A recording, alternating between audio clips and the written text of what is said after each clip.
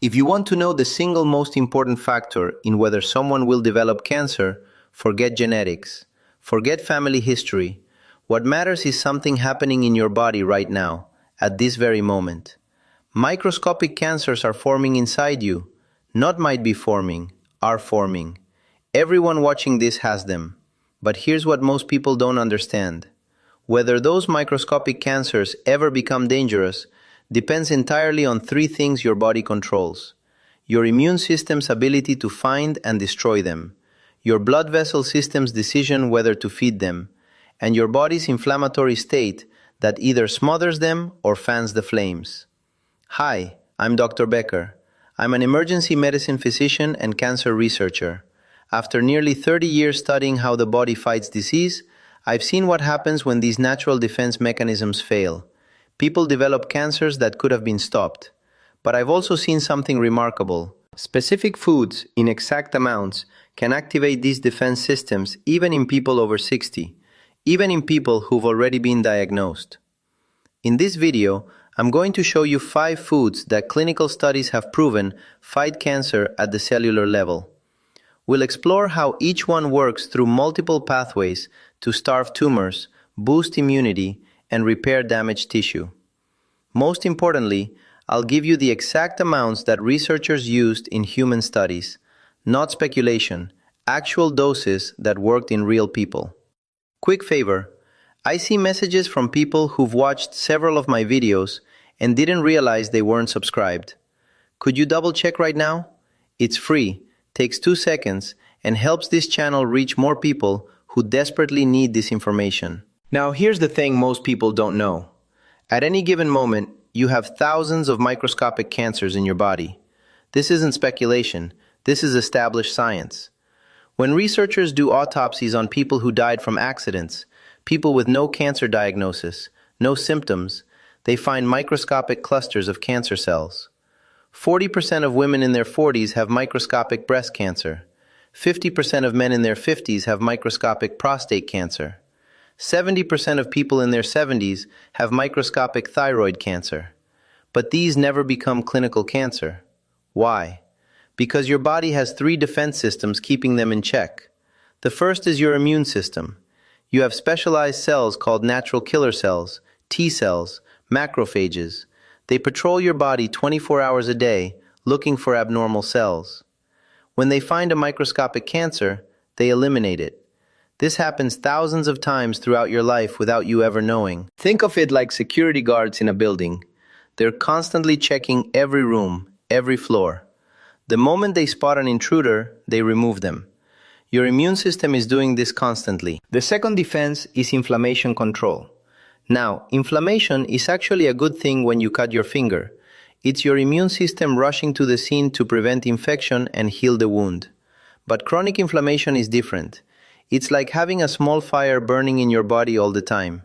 That fire releases chemicals that tell cells to grow faster, divide more rapidly, ignore normal stop signals. Microscopic cancers love inflammation. It's like pouring gasoline on a campfire. If you can control inflammation, keep it low, those microscopic cancers stay dormant. They can't grow. But if inflammation runs wild, those cancers get the signal to expand. This is why people with chronic inflammatory diseases have higher cancer rates. It's not the disease itself causing cancer, it's the inflammatory environment giving cancers permission to grow. The third defense, and this is the one most people have never heard about, is called angiogenesis. Every cell in your body needs oxygen and nutrients delivered by blood vessels. Your organs are laced with tiny blood vessels, bringing everything cells need to survive. But here's what's fascinating. Microscopic cancers, those tiny clusters of abnormal cells, they can't get blood vessels on their own. They're too small. A cancer can't grow larger than about 2 millimeters, the size of a ballpoint pen tip, without blood vessels. It hits a size limit and stops. It's harmless at that size. But if that cancer can trick your body into growing blood vessels toward it, everything changes. Once blood vessels reach that tumor and start feeding it oxygen and nutrients, it can grow 16,000 times larger in just 2 weeks. 16,000 times. That's the difference between a harmless speck and a deadly tumor. The process of growing new blood vessels is called angiogenesis. It's normal and healthy for healing wounds. But when cancers hijack this process, that's when they become dangerous. Your body has the power to say no to that cancer's request for blood vessels. When your anti-angiogenic defense is strong, those blood vessels never grow. The cancer stays microscopic and harmless forever. When the defense is weak, blood vessels grow, the cancer explodes in size, and that's when people get diagnosed. So how do foods activate these three defenses? Let me break down the science, and I'll give you exact amounts and preparations. The first food is green tea, and I want to explain why this is so powerful. Green tea contains compounds called catechins, specifically one called EGCG. That stands for epigallocatechin gallate. You don't need to remember the name, but you need to understand what it does. I've studied this compound in the laboratory for years.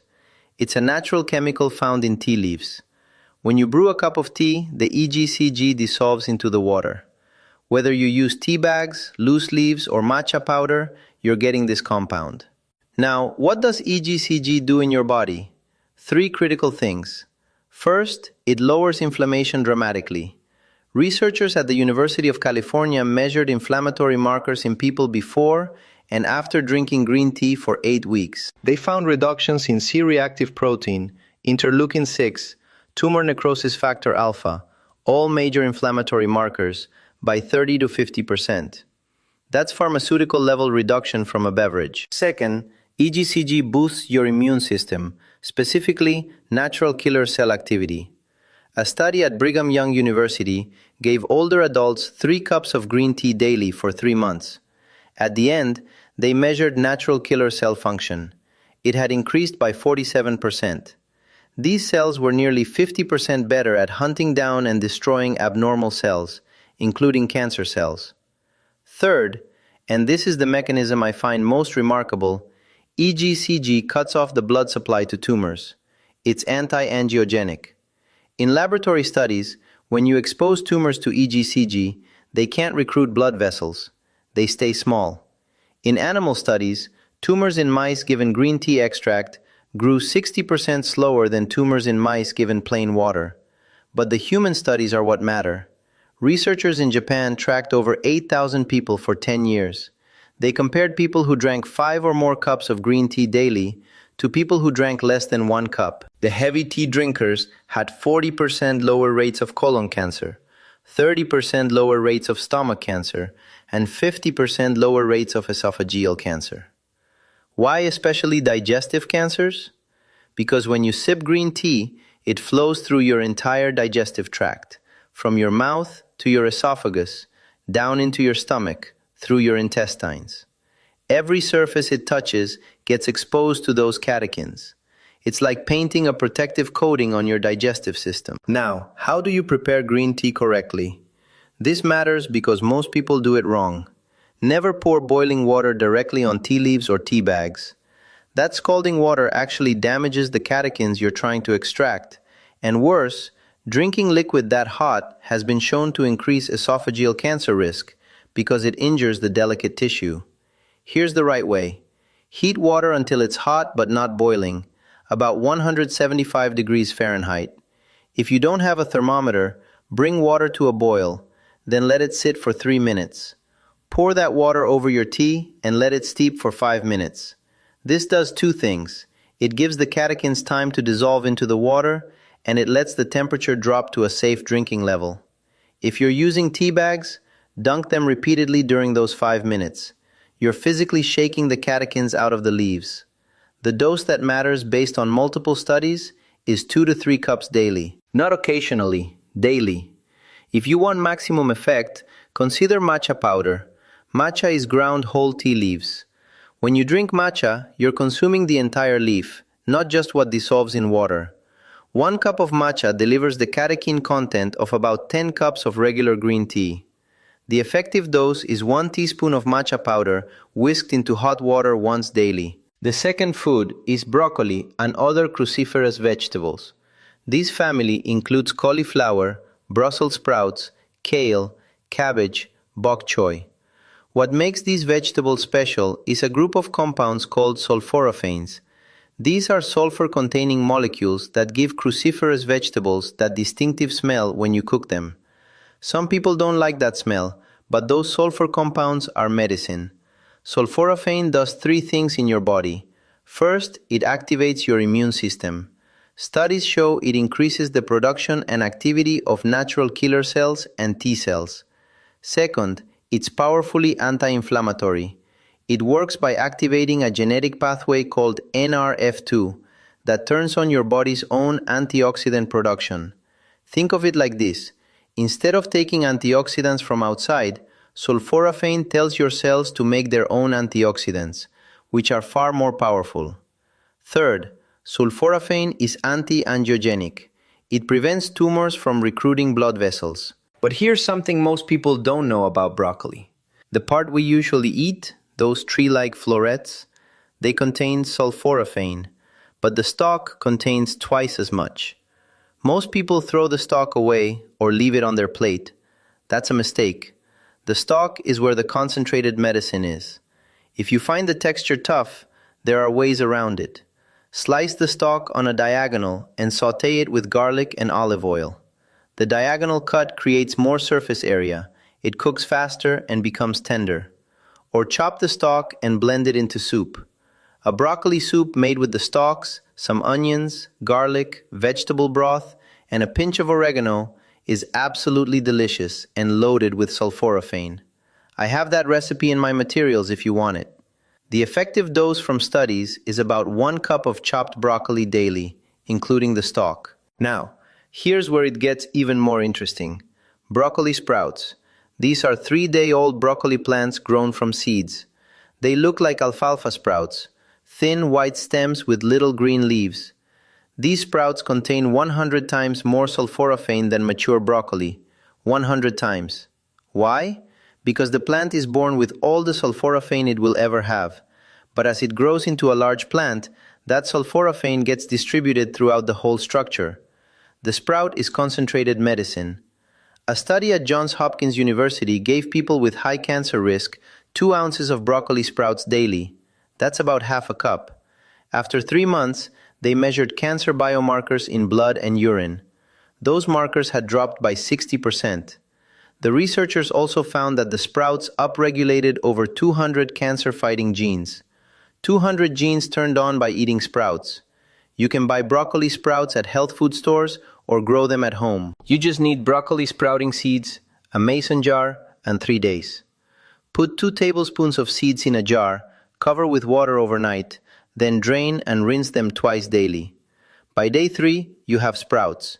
It costs almost nothing and gives you pharmaceutical-grade cancer protection. The third food is papaya, and this one surprises people because most don't think of tropical fruits as medicine. Papaya is an oblong, football-sized fruit. When ripe, you cut it in half, scoop out the black seeds, and the flesh is bright orange, soft and sweet. That orange color comes from carotenoids, specifically beta-cryptoxanthin. This compound is anti-inflammatory and anti-angiogenic, but it has a specific effect on lung tissue. Multiple studies have shown that people who consume high amounts of beta-cryptoxanthin have dramatically lower lung cancer rates. A study from Harvard followed over 70,000 women for 18 years. They tracked their diet and cancer incidence. Women in the highest intake group for beta-cryptoxanthin had 31% lower lung cancer risk than women in the lowest group. This was true even in women who had smoked earlier in life. The protective effect was independent of smoking status. How does it work? Beta-cryptoxanthin concentrates in lung tissue. When you eat papaya, the carotenoids get absorbed, enter your bloodstream, and preferentially accumulate in your lungs. There, they reduce inflammation and prevent the blood vessel growth that tumors need. The effective dose from studies is about 1 cup of fresh papaya daily, or 1.5 cups of frozen papaya chunks. Now, a word about fruit sugar. Some people avoid fruit because they've heard sugar feeds cancer. This is a dangerous oversimplification. Yes, cancer cells use glucose for energy, but so do all your cells. Your brain runs on glucose. Your muscles use glucose. The issue isn't glucose itself, It's excess insulin from eating too much sugar and refined carbohydrates. Fruit contains sugar, but it's packaged with fiber, vitamins, antioxidants, and in papaya's case, powerful anti-cancer compounds. The fiber in whole fruit slows sugar absorption. You don't get the insulin spike you'd get from fruit juice or processed sugar. Studies comparing people who eat whole fruit daily to people who avoid fruit show that fruit eaters have lower cancer rates across the board.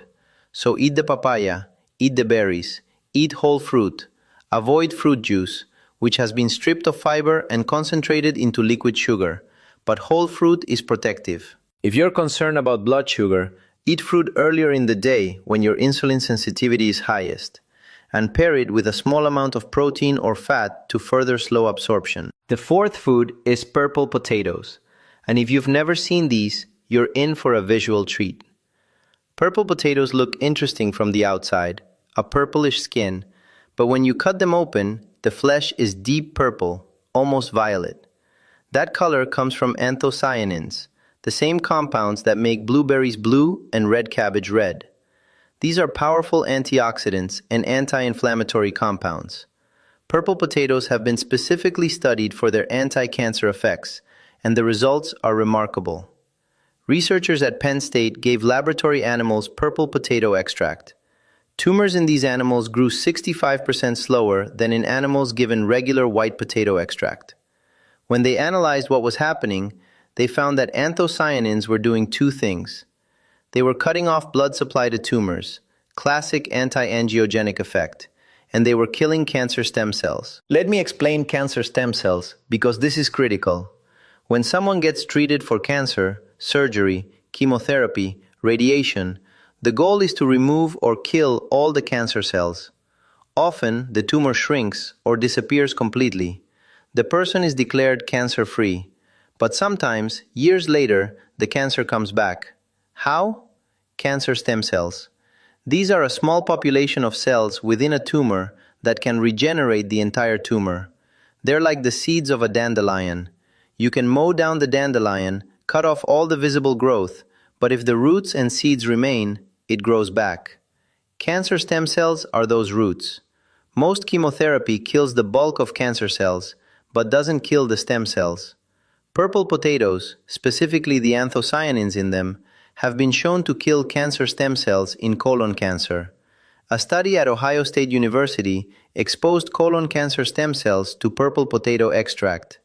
The extract killed the stem cells while leaving normal colon cells unharmed. This is selective toxicity. It's what we want from cancer treatment. Kill the cancer, spare the healthy tissue. How do you prepare purple potatoes? Any way you'd cook regular potatoes. Bake them, steam them, roast them, sauté them. I particularly like making a purple potato soup. Dice the potatoes, sauté with onions and garlic, add vegetable broth, simmer until soft, then blend.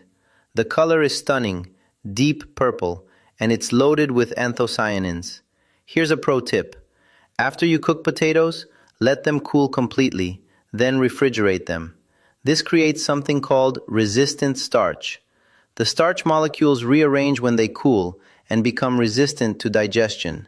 This means two things. They cause a smaller blood sugar spike when you eat them, and they feed your beneficial gut bacteria. Your gut bacteria ferment resistant starch and produce short-chain fatty acids that reduce inflammation throughout your body.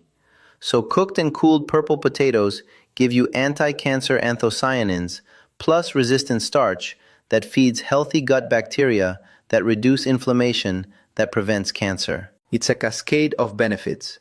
The effective dose is about 1 medium purple potato daily or 1 cup of diced purple potatoes several times per week. The fifth food is pomegranate, and this fruit has been used medicinally for thousands of years. Pomegranates are about the size of a large apple, with thick, leathery skin and a crown at the top. When you cut one open, it's filled with hundreds of seeds, each surrounded by a little sac of deep red juice. Those seeds look like rubies. The flavor is sweet tart, distinctive, delicious. Pomegranates contain a class of compounds called elagitanins. These are large, complex molecules that give pomegranate its color and tartness. When you eat pomegranate or drink the juice, the elagitanins travel down into your colon, where your gut bacteria break them down into smaller compounds called urolithins. These urolithins are what actually provide the health benefits. Elagitanins and urolithins do several things. First, they're powerfully anti-angiogenic. They prevent tumors from growing blood vessels. A study at UCLA gave pomegranate juice to men with prostate cancer who had been treated but whose PSA levels were rising. PSA is a blood marker that indicates cancer activity. Rising PSA after treatment usually means the cancer is coming back. These men drank 8 ounces of pomegranate juice daily.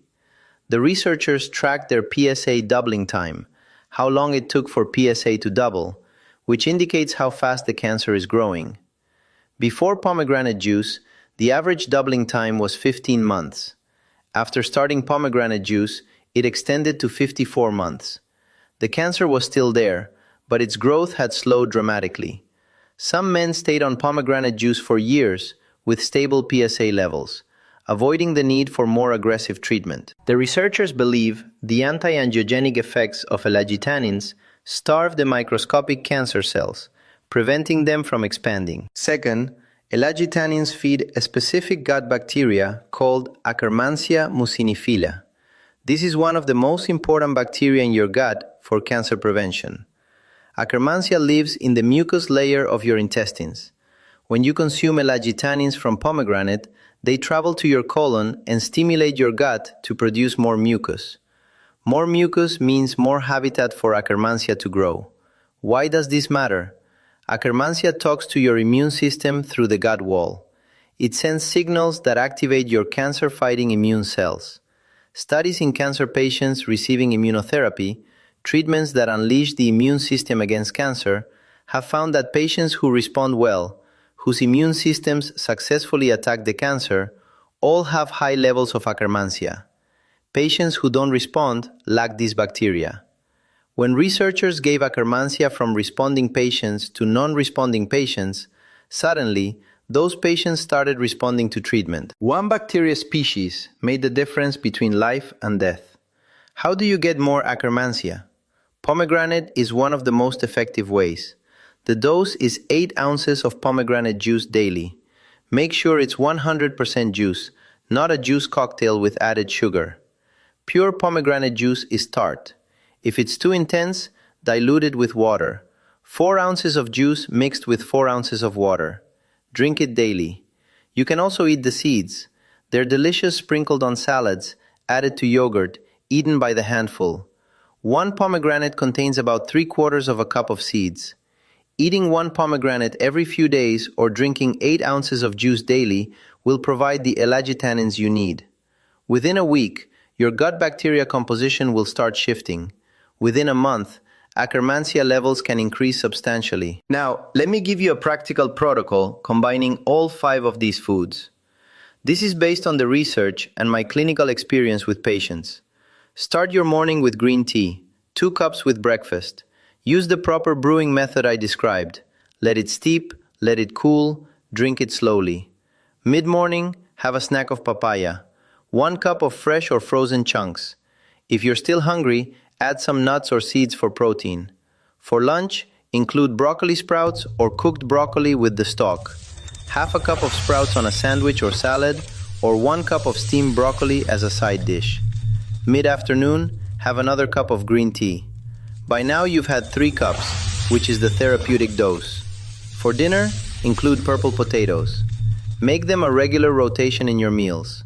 Baked, roasted, or as that soup I mentioned. Let them cool if you want the resistant starch benefit. Then reheat gently. Before bed, have 8 ounces of pomegranate juice, diluted with water if needed. This gives your gut bacteria all night to work on those elagitanins, feeding your Akkermansia while you sleep. Here are my pro tips from 3 decades of clinical practice. First, consistency matters more than intensity. Eating these foods once won't change anything. Eating them daily, week after week, month after month, that's when you see the protective effects. Your immune function improves gradually. Inflammation comes down over weeks. Akkermansia populations build over a month. This is a lifestyle, not a quick fix. Second, buy frozen when fresh isn't available or affordable.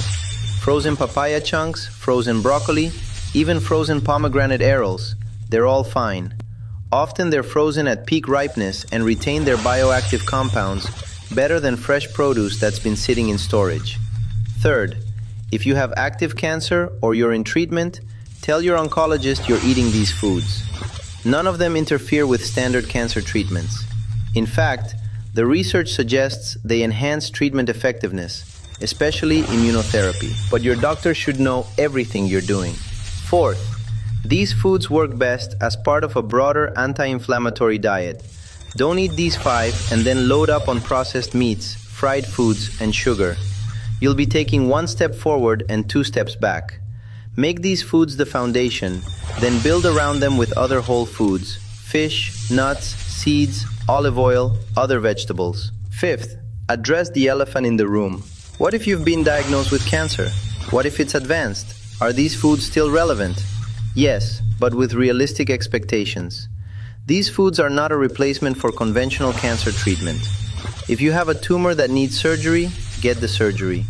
If your oncologist recommends chemotherapy or radiation, take it seriously. But these foods can be added to your treatment plan. The research shows they make conventional treatments work better. They reduce side effects, and they may prevent recurrence. I've had patients who combined aggressive conventional treatment with these dietary strategies.